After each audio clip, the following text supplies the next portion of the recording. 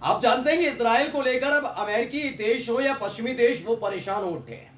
परेशान इसलिए उठे हैं क्योंकि पहले से ही इसराइल मानता नहीं उनकी बात।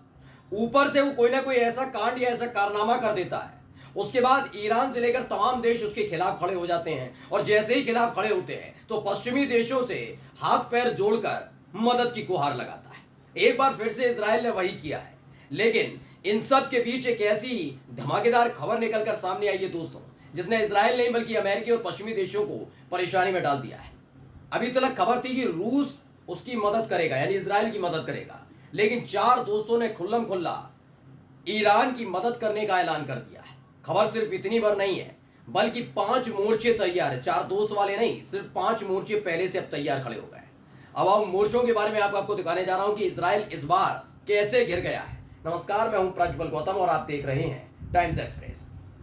अपनी इस खबर की शुरुआत करने जा रहा हूं एक ऐसे साथी से जिसने, जब फिलिस्तीन और इजराइल का संघर्ष शुरू हुआ था 7 अक्टूबर को और 8 या 9 अक्टूबर को, दोनों 8 या 9 अक्टूबर को जब हमले शुरू किए गए इजराइल की तरफ से, तो ये 9 अक्टूबर के बाद से एक उसका एक सा साथी है फिलिस्तीन का, जिसने इजराइल को नाक रगड़ने पर मजबूर कर दिया था। नाम है हिजबुल्लाह, हूती लड़ाके। जी, इन दोनों ने इस बार डायरेक्ट अटैक करने की पूरी प्लानिंग तैयार कर ली है। यानी 3 तरफ से बहुत जबरदस्त हमले होंगे। चौथा फिलिस्तीन है ही है, और इसके अलावा वेस्ट बैंक में जो फिलिस्तीनी लड़ाके हैं वो भी तैयार है। यानी 5 मोर्चे तैयार है। हिजबुल्लाह की तरफ से क्या कहा गया है जरा पढ़िए। ये दैनिक भास्कर ने खबर छापी, दावा इजराइल पर हमला कर सकता है हिजबुल्लाह। अमेरिका ने G7 देशों से बात की, ईरान बोला किसी भी कीमत पर पलटवार करेंगे। तो अमेरिका ने G7 देशों से बात की है कि भैया ये क्या चल रहा है, देखिए ग्रुप 7 के अब तो इजराइल पर अटैक होने जा रहा है। दरअसल दिक्कत क्या है अमेरिका के सामने, कि मैंने कहा था आपको, पहले भी बताता रहा हूं कि इजराइल पर बहुत सारा पैसा निवेश कर दिया है अमेरिका ने।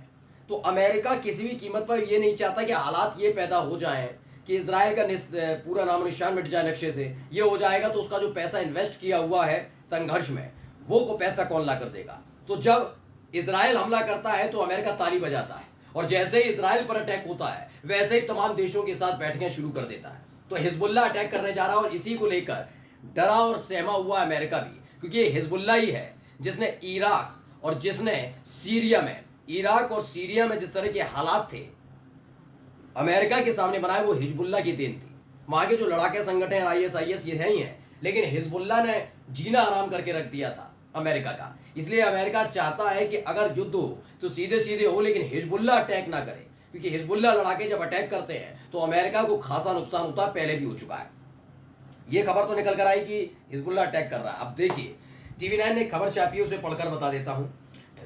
इजराइल से अकेला नहीं लड़ेगा ईरान, युद्ध में ये 4 दोस्त भी देंगे उसका साथ। अगर इजराइल और इराक के बीच जंग की आहट को लेकर, ये गलत लिखा है वैसे, मैं आपको बता दूं, इन्होंने ईरान लिखा था लेकिन इराक लिख दिया TV9 ने। अगर इजराइल और ईरान के बीच जंग की आहट को लेकर अमेरिका भी चिंतित है।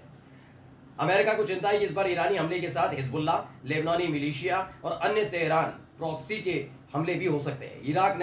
ईरान ने इराक में 2014 में ISIS से लड़ने के लिए जुटाई गई कई सेनाओं का समर्थन किया। दरअसल ये खबर निकल कर आई थी कि इजराइल अकेले लड़ने की बात नहीं हो रही है। अब साफ साफ ये कहा जा रहा है कि किसी भी कीमत पर इस तमाम लड़ाका संगठन को एक बार फिर से उसी लेवल पर लाकर खड़ा किया जाएगा जैसे पहले खड़े थे। मैं आपको तब भी बताता रहा था, और एक एक खबर हमने आपको पुख्ता तौर पर दिखाई थी, याद करिएगा। हम आपको लगातार दिखाते थे कि कैसे हिजबुल्लाह अटैक कर रहा है। इराक में जो कुछ किया गया इजराइल की तरफ से, जब ईरान के दूतावास पर हमला किया गया था, उसके बाद से ही ईरान और इजराइल दोनों आर पार की लड़ाई पर्दे के पीछे रहकर कर रहा था। ईरान वो बात अलग है, लेकिन उसके बाद सीधे सीधे लड़ाई हो गई थी। यानी इराक पर जो हमला किया गया था और उसमें ईरान के दूतावास पर हमला हुआ था, उसके बाद से ठनी हुई है। चाहे वो ईरान हो या इजराइल हो, दोनों ही आमने सामने खड़े हैं। लेकिन यानी ईरान की आधिकारिक एंट्री केवल इजराइल की एक गलती की वजह से हुई। ये बात सच है कि हमला उसे कहीं और करना था, हो गया ईरान के दूतावास पर, उसके बाद से एंट्री है। पिछली बार का दर्द, पिछली बार का दुख, पिछली बार का जख्म भरा नहीं है इजराइल का, जब कई शहरों को ईरान ने निशाना बनाया था। वो बात अलग है कि फिर बाद में इजराइल की तरफ से साफ किया गया कि भाई देखिए हमें तो कोई नुकसान नहीं हुआ, सारी की सारी समुद्र में जाकर गिर गई। अमेरिका अपनी दादागिरी दिखाने लगा, कहने लगा कि हमने तो लगा रखा था वहां पर डिफेंस सिस्टम, जो जा रही थी ईरान की तरफ से इजराइल के अंदर मिसाइल, वो एक मिसाइल गिर रही थी, तमाम बातें कही, लेकिन उसका नुकसान की एक एक चीज, एक एक तस्वीर भी हमने उस वक्त आपको दिखाई थी। यानी इजराइल जानता है कि इस बार ईरान, पिछली बार जो हमला हुआ था वो सबक सिखाने के लिए था कि थोड़ा संभल कर, लेकिन इस बार सबक सिखाने के लिए नहीं बल्कि इजराइल को पूरी तरह से तोड़ देने के लिए होगा। अब हिजबुल्लाह की एंट्री हो गई है, एक और एंट्री होने जा रही है। उसमें मैंने बताया था हुती दोबारा से हुती लड़ा के फिर से बहुत ज़बरदस्त अटैक करने जा रहे हैं। यानी जो लाल सागर है वहाँ पर फिर से गिर गया और अमेरिका इसी को लेकर चिंतित था। थोड़ा हुती लड़ा के शांत हुए, अब वो बिल्कुल शांत नहीं होना चाह रहे, फिर से हमले शुरू करेंगे। यानी पूरी तरह से घिर गया है और अपने साथ साथ अमेरिका को घिर लिया है। क्या है खबर देखिए, बाइडेन प्रशासन इजराइल पर संभावित ईरानी हमले को रोकने के लिए काम कर रहा है, लेकिन कई नई चुनौतियों का सामना करना पड़ रहा है। अमेरिकी अधिकारियों ने कहा कि उन्होंने ईरान को मिसाइल लॉन्चर ले जाते और सैन्य अभ्यास करते हुए देखा है, जो इस संकेत हो सकता है कि तेहरान आने वाले दिनों में हमले की तैयारी कर रहा है। ईरान ने यह भी संकेत दिया कि वो तेहरान में हमास के वरिष्ठ नेता इस्माइल हानिया की हत्या के लिए इजराइल के खिलाफ जवाबी कार्रवाई करने की योजना बना रहा है। मैं आपको बता रहा हूँ लगातार कि इन लोगों को लगा था कि देखिए इजराइल और फिलिस्तीन की जो चीज़ है उसे अगर आप निर्णायक तौर पर या इंसाफ के तौर पर देखेंगे कि कौन सही कौन गलत, अगर इसी आधार पर देखेंगे या आपने पहले ही तय कर लिया नहीं हम तो मुसलमानों से चिढ़ते हैं तो ये गलत है, यही गलत है, तो बात अलग है। लेकिन अगर आपने वाकई आपको जानना है तो इतिहास पढ़ने की बहुत ज़रूरत थी। जिस तरह के हालात बने हैं उस हिसाब से अगर आप देखेंगे तो फिलिस्तीन को लेकर सबसे बड़ी गलती है इजराइल की, और इजराइल का साथ देने की कीमत अब ये अमेरिका और ब्रिटेन जैसे देश चुका रहे हैं। वो पता लगे कि अमेरिका ने जो किया और ब्रिटेन ने जो किया, ब्रिटेन में तो हालात आपने देख लिए, ऋषि सुनक बड़ा उछल उछल कर मदद दे रहे थे, रेड सी में जाकर अमेरिका के साथ एक बना लिया था पूरा खेमा। लेकिन इस बार माना जा रहा है कि अमेरिका में अगर सत्ता बदलती है तो इजराइल की मुसीबत बढ़ सकती है। इजराइल पर बड़ा दबाव होगा, भारी दबाव होगा कि वो अमेरिका का पैसा भी लौटाए, युद्ध भी लड़े, हिजबुल्ला से लड़े, हुती लड़ाकों से लड़े वो हमास से लड़े, वो ISIS से ऊपर, और इधर लड़े फिलिस्तीनी लड़ाकों से, फिर आ जाता है ईरान से लड़े, इन सब तमाम देशों से। अब वो चार दोस्त कौन है जरा मैं आपको दिखाने जा रहा हूँ। बता ही दिया था मैंने आपको, ईरान ने मिसाइल लॉन्चरों को स्थानांतरित करने और सैन्य प्रशिक्षण करना शुरू कर दिया है।